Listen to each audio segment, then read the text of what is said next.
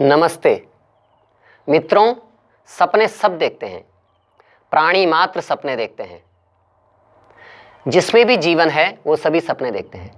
और जो ये कहते हुए पाए जाते हैं कि मुझे तो सपने आते ही नहीं हैं, मैं तो इतनी गहरी नींद में होता हूँ कि मुझे सपने आते ही नहीं, तो ये पूरी तरह से सच नहीं है।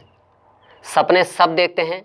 ये अलग बात है कि कुछ लोग सपनों को बिल्कुल ही भूल जाते हैं और वो ये सोचते हैं कि मुझे सपने आए ही नहीं।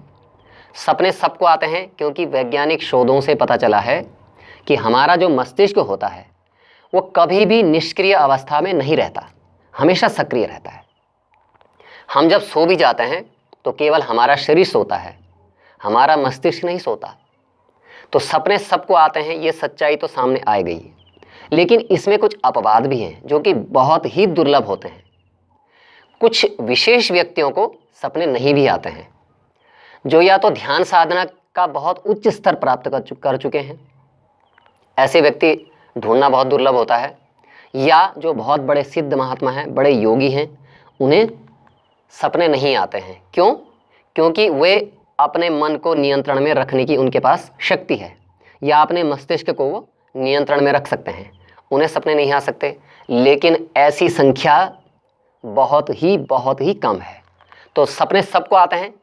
तो आज हम सपनों के बारे में ज्योतिषीय विश्लेषण करेंगे कि क्या सपने सच हैं, क्या सपने तर्कसंगत हैं, लॉजिकल हैं या इलॉजिकल हैं, या सपने सब केवल ख्याली पुलाव हैं।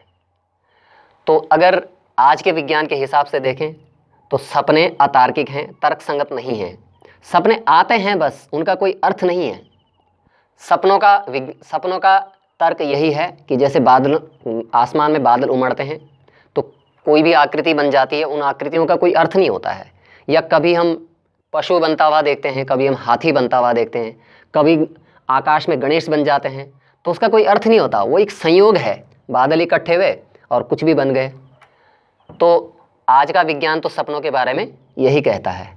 लेकिन ज्योतिष शास्त्र सपनों को तर्क संगत मानता है, और ज्योतिष शास्त्र में सपनों का एक अलग शास्त्र है।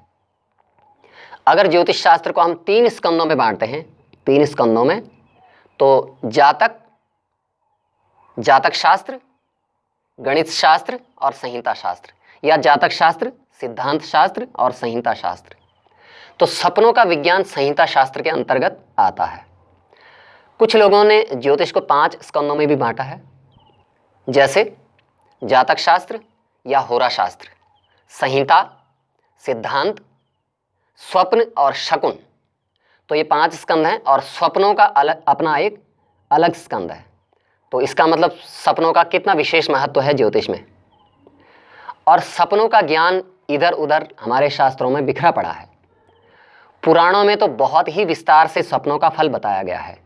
पुराणों में जैसे मत्स्य पुराण, भविष्य पुराण, अग्नि पुराण इत्यादि, और भी कई सारे स्वतंत्र ग्रंथ लिखे गए हैं, अपने अलग से ग्रंथ। और आयुर्वेद में भी चरक संहिता में रोगों के निदान के उपलक्ष्य में सपनों का विश्लेषण है। सुश्रुत संहिता में भी बहुत विस्तार से सपनों का फल बताया गया है रोग के निदानों में। तो सपने कहीं ना कहीं कुछ तो महत्व है सपनों का। तो ज्योतिष शास्त्र में तो सपनों का एक अलग से विज्ञान है। तो मित्रों, सपनों का कोई अर्थ होता है या नहीं, या सपने केवल ऐसे ही निरर्थक होते हैं, या एक काल्पनिक होते हैं, या सपनों को हम खुद बुनते हैं। कुछ लोग कहते हैं कि जो हम दिन भर सोचते हैं, जो हम दिन भर देखते हैं, या जो हम दिन भर सुनते हैं, सोचते हैं, वही हमें सपनों में आता है। या जो हमारी इच्छाएं अधूरी रह जाती है वह इच्छा हमारी सपनों में पूरी होती है। ये भी बात एक हद तक सही है, और हमारे शास्त्र भी इस बात को कहते हैं, वही शास्त्र जो सपनों का विश्लेषण करते हैं। तो आज हम आपके लिए सबसे बड़ा प्रमाण ये लाए हैं कि क्या सपनों का कोई अर्थ होता है, क्या सपने कुछ अज्ञात को बताने में सफल होते हैं। तो आज हम इस बारे में एक छोटी सी चर्चा करेंगे।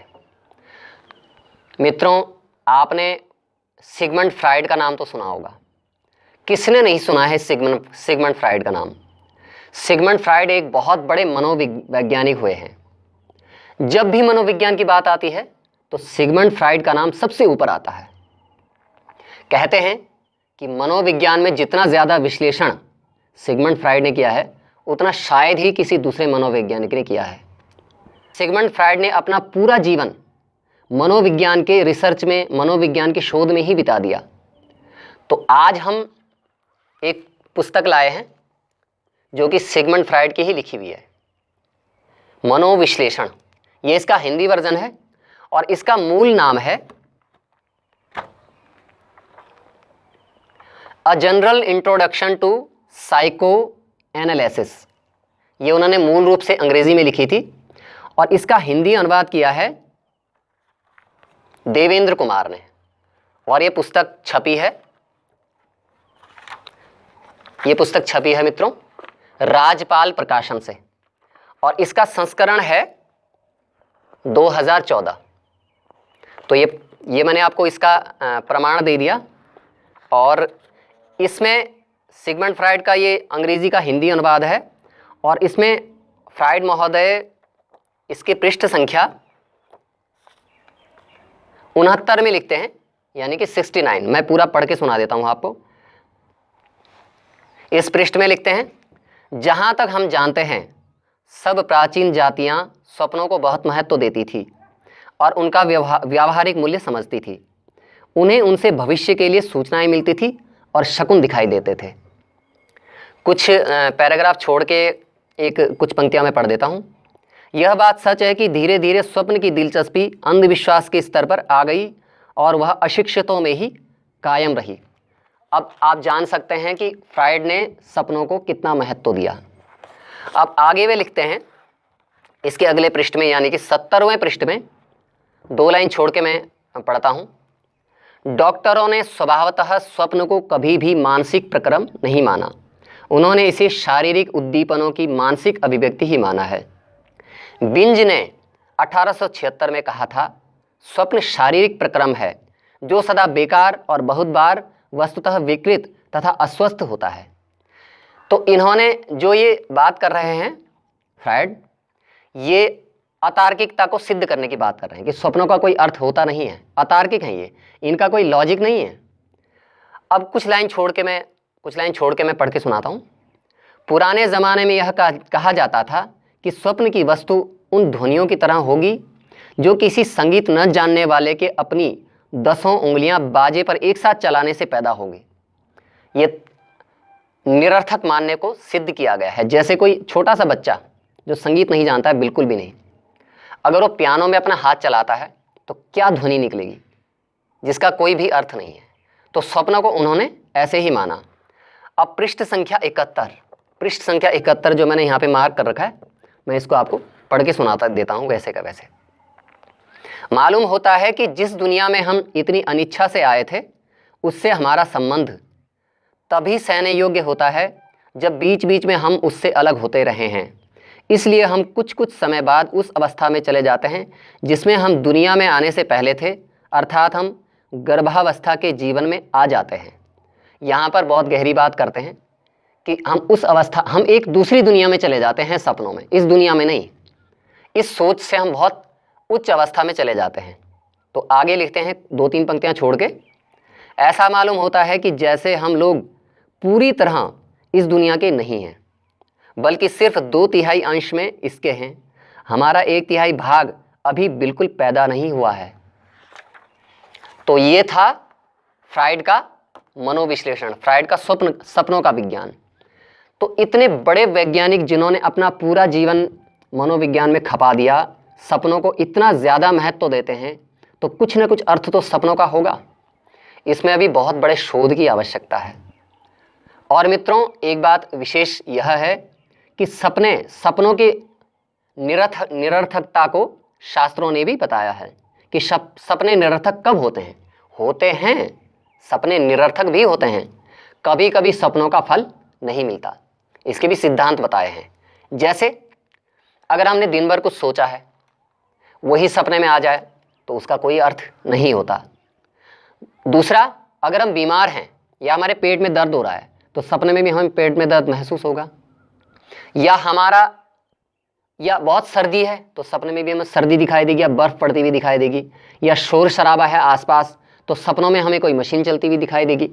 तो इन सपनों का कोई अर्थ नहीं होता है। ये शास्त्रों में भी ये बातें आती है, ये बिल्कुल सिद्ध है, प्रामाणिक है। तो शास्त्रों में सपने आने के 8 कारण बताए गए हैं, जिनमें शुरू के जो 5 कारण हैं वह निरर्थक होते हैं। ऐसे सपने उसमें असफल माने गए हैं।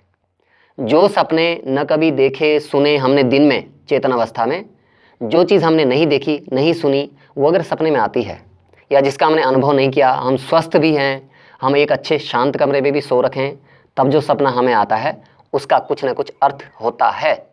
और शास्त्रों ने ये भी कहा है कि अगर हमें सपने शाम को आते हैं तो उसका फल हमें 1 वर्ष बाद मिलता है, आधी रात को आते हैं तो 6 महीने बाद मिलता है, सुबह सुबह जागने से थोड़ा पहले आते हैं तो उसका फल हमें 1.5 महीने 1 महीने के अंदर अंदर मिल जाता है। तो आज हम शास्त्र के तरीके से, ज्योतिष शास्त्र सपनों के बारे में क्या कहता है, तो एक पुस्तक लिखी है स्वप्न विमर्शः। ये पुस्तक संस्कृत में है और इसके विद्वान लेखक हैं पंडित श्री राम नारायण त्रिपाठी। और ये पुस्तक बहुत प्रामाणिक है क्योंकि यह पुस्तक संपूर्णानंद विश्वविद्यालय से प्रकाशित है।